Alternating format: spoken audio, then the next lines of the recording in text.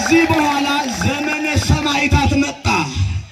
ስለወረደው የእግዚአብሔር ቃል ስለተባለው የአብ ኃይሉ ጥበቡ ክንዱ የሆነው እኛን ከሞት ወደ ሕይወት ያሸጋገረው ጨለማችንን ያስወገደው የሕይወታችን ብርሃን ወልደ አብ በመለኮቱ ወልደ ማርያም በትስብእቱ የሆነው ጌታ ኢየሱስ ክርስቶስ የልባችን አምላክ ነው።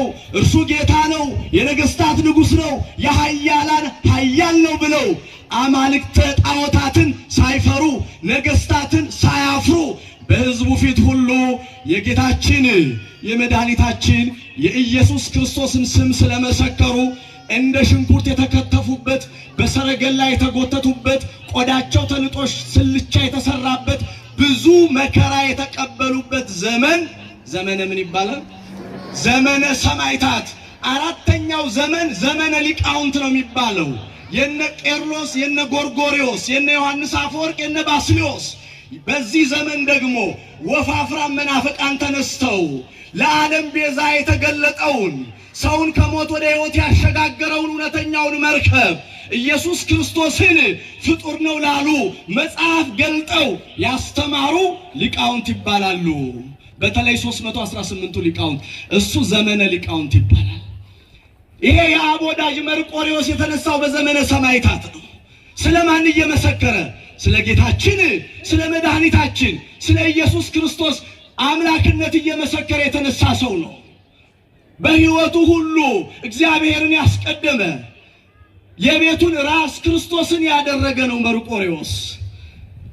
ዛሬ በዓሉን ለምንድን ነው የምናከብረው? እንዳይሰፋብን። ምክንያቱም ሙሉ ታሪኩን ከተረክን አይበቃም።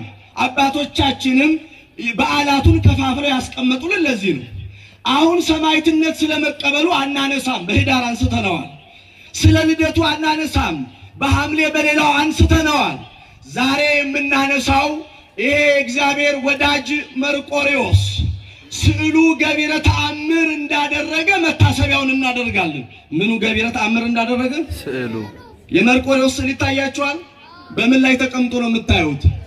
ሰማዕታት በፈረስ ላይ ተቀምጠው እነ ቅዱስ ጊዮርጊስ፣ እነ ቅዱስ ገላዲዮስ፣ እነ ቅዱስ መርቆሬዎስ በፈረስ ላይ ተቀምጠው ይታያሉ። በእግዚአብሔር ኃይል ጠላትን ድል የሚያደርጉ ናቸው። በማን ኃይል? በፈረስ እንደተቀመጡ እንደ ሌሎቹ በሰረገላቸው የሚታመኑ አይደለም። የሰማዕታት ኃይላቸው ማን ነው? የሰማዕታት ጉልበታቸው ማን ነው? እባካችሁ ባለ ጉልበቶች በጉልበታችሁ አትታመኑ። ባለ ጡንቻዎች በጡንቻችሁ አትታመኑ። ጉልበት ማን ነው? ኃይል ማን ነው? የእግዚአብሔር ነውና ሰማዕታት ኃይላቸው እግዚአብሔር ነው።